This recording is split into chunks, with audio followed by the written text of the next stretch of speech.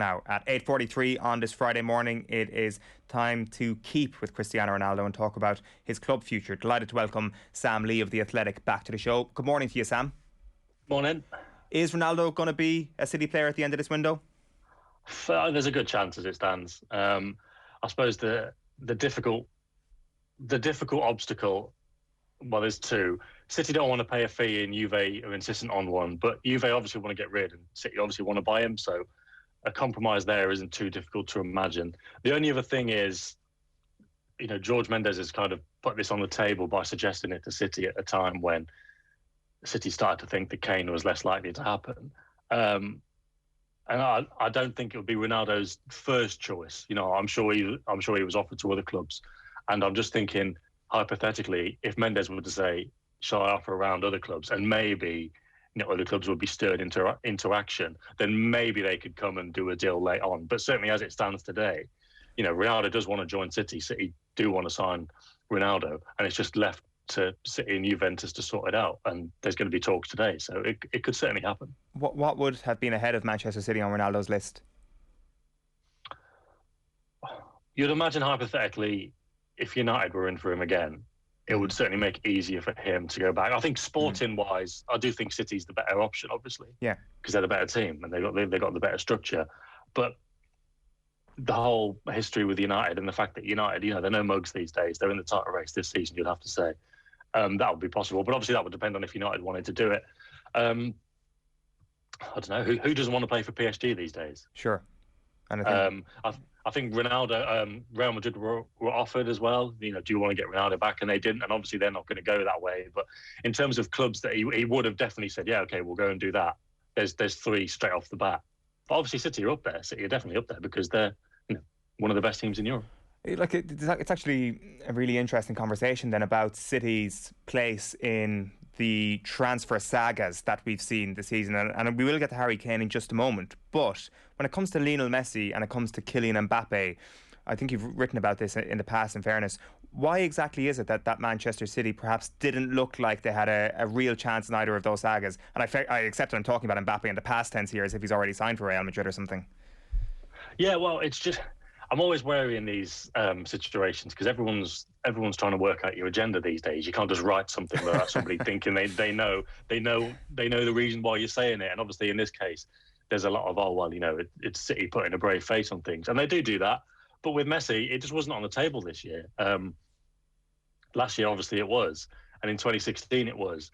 But bit of a long story short, City were trying to sign Kane last summer, and then when Messi became available, he rang City and said, "Look, I'm leaving Barca. Should we make it happen?" So City dropped the Kane plans, tried to sign Messi. Obviously, it didn't happen in the end. They were left with neither, and they were annoyed about that. And it was the second time it had happened. Like I say, because 2016 was the previous time when Luis Suarez and others convinced him to stay at Barca.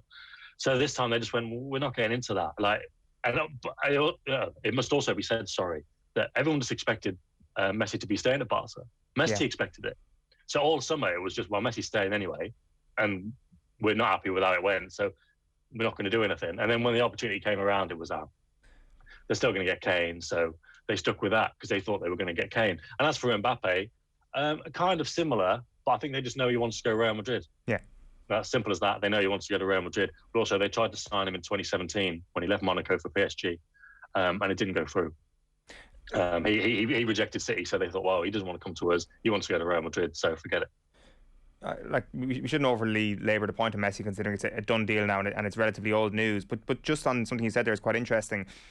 Was there not a chance for Manchester City to sort of mobilise the funds, as it were, or the people involved in this move and figure out if Harry Kane is coming or not? Let's get a decision today or tomorrow, Harry, because Lionel Messi is available. Because from what you're saying there, it sounded like that they still had high hopes of signing Harry Kane when Messi announced that he wasn't going to sign for Barcelona. Well, like I say, when that opportunity to mobilise the troops arose, because it became clear that he wasn't going to.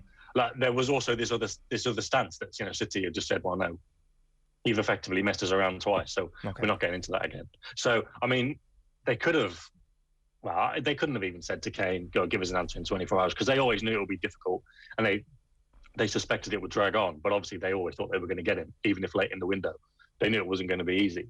So no, they knew Kane wouldn't be easy. They didn't want to rush it, but as soon as soon as Messi was on the table for that brief period, they just thought, oh, we're not bothered this time, which is a big stance considering last year everyone thought 34-year-old Messi, is he the best? It doesn't really make sense for City to do it, but they were ready to push the boat out. We're going to do it regardless of all those factors that didn't seem to make sense. And then this year to go, no, forget it. It's quite a big swing, but yeah, they just decided that he wasn't for them. If Ronaldo signs a 2-year deal, as has been widely reported, does that rule Harry Kane out of a move to Manchester City in the next 2 years? I don't know. I don't know. I'm not sure if Ronaldo would be the biggest factor there, or if, you know, Kane's age or situation would be. Obviously, a lot of City fans are now hoping that the fact that Kane's not coming means that they'll be firmly in the Haaland race. And, you know, if Haaland can do something there, you know, if he's willing to come and City can do that, then, you know, maybe that complicates it more. I think with Ronaldo, I think part of the reasons why they don't want to pay a fee is because obviously if it's, you know, 25 million or whatever, that'll be amortized over 2 years. So in the accounts, that'll be 12.5 million plus obviously the wages. But if you get rid of that 12.5 million per year, it's kind of easy after a year to say, thanks, Ronaldo, you've been really good, but we're going to get this guy in. And either they move him on or that he's just around the squad and plays sort of a bit part role at the age of 37. You know, by the end of that season, he'll be 38. So I think that's part of the reason they don't want to pay a fee, just because it kind of covers them a bit in terms of the accounts for next season. Because I think, you know, they're so desperate to get a striker in. This is why they're doing it. Yeah. Otherwise they wouldn't have, you know, they wouldn't have hastily arranged anything after not getting their top target. They'd say, forget it. But they're desperate to get a striker in, so they want to get Ronaldo. It's the best option. But if another good option comes around, whether that's Kane for, I don't know, 100 million, whether it's Haaland for whatever he's going to cost, I'm sure they would do that. And just, you know, they will deal with the Ronaldo situation as it is. So it does seem a little bit like this deal for Ronaldo is a bit of a band-aid for Manchester City, a bloody good band-aid and an amazing one, but a band-aid all the same. Well, yeah, of course. They didn't. You know, they wanted Kane. The whole world knows they wanted Kane. It's no secret. But they want a striker. They want goals. You know, the information I put in an article this morning on how it fit in is because a lot. You know, it doesn't make sense to a lot of people, and you know, it doesn't really make it. So, you know, a lot of elements don't make sense to me. But the best way of putting it is Guardiola isn't entirely sure how he's going to fit in terms of the group dynamic. You know, they do their due diligence on their targets, and normally that's why, you know, if it's Harry Maguire or Jorginho and they don't get them, they just say, well, we're not going to rush into anything, we're fine. But in this case, and last summer when they couldn't get Koulibaly, they couldn't get Koundé, so they went and got Diaz. They were like, we need this person, or we need this kind of target. And because Ronaldo's on the table, it's a late in the day option. And yeah, they're desperate to get a striker in. So it is a bit of a band-aid. But yeah, Guardiola, he's not entirely sure how he's going to fit in, kind of, I don't know, ego-wise, attitude-wise, or whatever. But he would rather have Ronaldo, like you say, fantastic band-aid, however you want to call it, than not have a striker at all. There's going to be a lot of things to go for things this year. They're going to need somebody in the box to put the chances away. That's why they wanted Kane. I'm sure you've seen already that there's been a lot of people already sharing the 2010 Clasico altercation between Ronaldo and Pep, and I guess that'll be overplayed quite a bit over the next little while, Sam. To me, it seems that what you've got is the meeting of two minds who are focused on one thing and have always been focused on one thing, and that is being unbelievably competitive in the quest to win. If I was a Manchester City fan, I'd be really excited to see how Pep Guardiola and Cristiano Ronaldo combine as people who think a lot about the game. Yeah, it'd be phenomenal. I mean, it was interesting enough thinking about how Messi would have fit in. You know, late stage Messi doesn't press quite so much. How would it fit in? Working with Pep again, but like at least they're like kind of the similar style. They got the same idea. It's like Ronaldo to come and do that is very interesting, and this is one of the elements where people think it doesn't make sense, but you can't stay at the absolute top of the game for about 18 years if you're not willing to put the work in, if you're not willing to do what you're asked. And okay, it's difficult to imagine in terms of the pressing that he would adapt fully because he's never really done it. But he's never really been asked to do it. I know coaches have made allowances for him, so maybe he has been asked and they've just gone, no, forget it. But that is non-negotiable in a City team. And as much as they want goals, he's going to have to do some kind of work. And although he doesn't do it that often, but from what I've seen, and I was looking over clips, you know, when he does press, he does do it with fantastic energy. You know, he will just sprint at a defender or a goalkeeper. And I wonder if Pep changes things around a bit, the shape a little, and if he gets him to do the same kind of thing that Aguero did, because Aguero never got to like the Gabriel Jesus levels of like ultra intense, intelligent pressing, but Aguero learned enough to carry on playing in that team and scoring goals. And you think with Ronaldo and that adaptability and that, will to win and stay at the top that you mentioned and all those things, even though he's 36 years old and even though, he doesn't look like the greatest team player and he's never really done it in his career, I wouldn't be surprised if he improved certainly enough to get into and stay into this City team, and that would then give him the platform to go and tap in all the chances that I'm sure they'll create. How does the City team then look with him in it this season? It'll just be a number 9.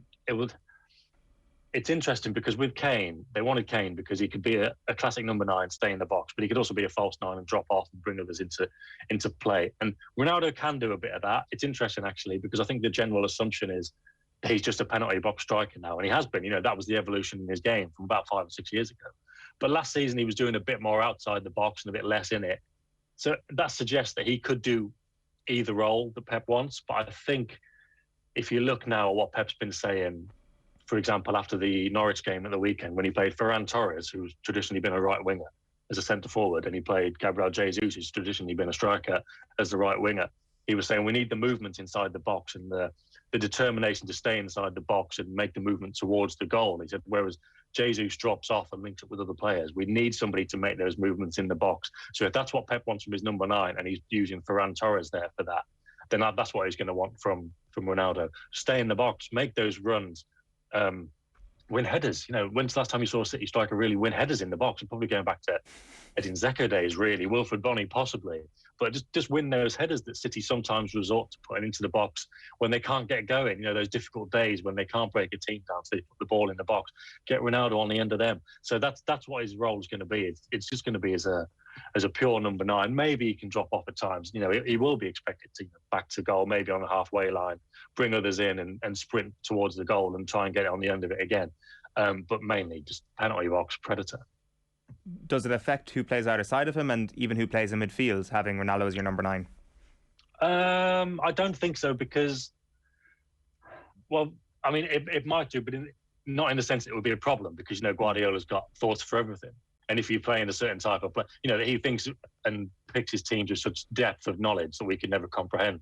But, he would have been doing that for years anyway. But if there is some element of that, then he'll come up with those solutions. He's certainly got enough attacking midfielders and wingers to slot around him. Whether, he would require a winger who plays, a right-footed winger on the right, so he doesn't cut in or not, that's something to be worked out. But again, at the weekend, if Ferran Torres was the number 9 example, the man who stays in the box, doesn't get too involved in the game, and he doesn't get too involved in the game, Torres. The example there was you had Jesus on the right-hand side, and Grealish on the left, so Jesus was staying wide and Grealish was cutting in. I think you could replicate that. You could have Foden on the left staying wide. You could have Mahrez cutting in from the right. I think these are options that, as you said earlier, Guardiola is a top-level coach and Ronaldo is a top-level player, and they've got a lot of top-level players. So I don't think, even if they did have to change things around too much, it would be a problem. But I think it's just great options. Yeah, it certainly is. It's an unbelievably exciting moment. So just what happens then to the likes of Raheem Sterling and Bernardo Silva this window? Maybe this window's a bit too soon. Maybe it's next summer if Ronaldo comes in. Yeah, well, the Sterling one's an interesting one because I think he'd always be open this summer to a new challenge. But who's got the money? Who's got the pulling power? I mean, he hasn't even got the agent. As we've seen with this Mendes one, Mendes, the one who's gone to City and said, "What about this?" You need that to make these kind of deals happen. You need somebody to just take those calls. Just having a lawyer take care of it, it's just not the same. Kind of as we've seen with Kane, really. Everyone around the deal kind of acknowledges that if Kane had proper experienced agents, he'd probably be at City. But he's had family. Sterling hasn't got family, but he's got a lawyer. It's not the same. So I'm not expecting Sterling to go anywhere, and I don't think anybody has been for a while. I know he's been mentioned last 24 hours, but while he would be up for it, I think, which is a big enough statement in itself, I don't think anyone's coming forward. For Bernardo Silva, he obviously does want to go. He wanted to go last summer. City are keen for him to go as well. The thing is, if Ronaldo were to come, obviously being his countryman, good friends, I think, would he be... It's difficult because he obviously wants to go anyway. for various reasons. New challenge. Kind of fed up with the dynamic, gone a bit stale, wants to go. And also now Grealish is there as well, so he's got an extra person in his position anyway.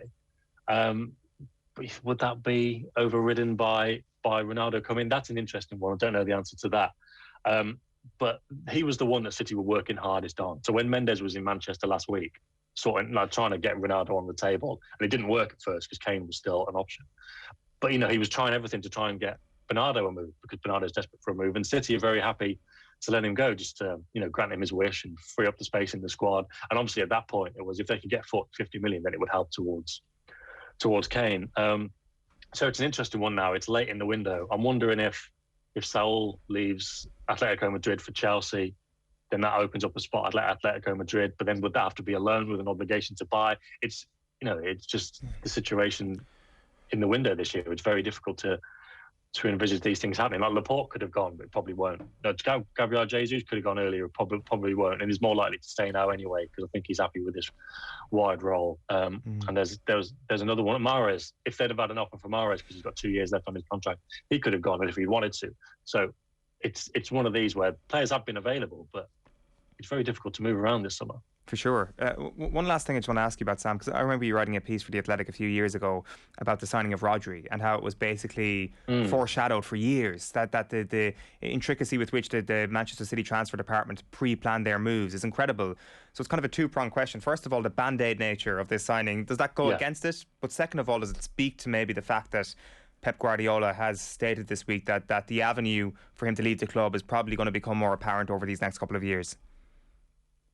Well, I think with the Rodri one, that was an example of the first part of that question. They didn't get Jorginho the year before, true, but that was during the World Cup. So obviously there would have been a lot of time left during the transfer window. But they didn't panic. They didn't do that. Oh, okay. Well, we need to have somebody. We'll go and get this guy. They thought, no, we're fine how we are, and they won the league. To be fair, they thought we're fine how we are. We'll use the solutions in the squad, and they tried Gundogan. They tried John Stones midway through that season when Fernandinho wasn't there. But they were very calm there, and they waited and they went, right, Rodri's the guy. He does this, this, and this. We'll get him in. If they'd been a bit more decisive, they could have got him before he went to Atletico Madrid because he went for like 20 million euros and ended up paying 60 a year later. But no, that does highlight how they won't normally panic if they don't get their top targets. But like I was saying, there are certain circumstances where they think, no, we need something. So they didn't get Harry Maguire the summer after that. So same as Jorginho, they didn't panic. They went, we're okay with what we got. It's not ideal, but we'll wait and get the right man.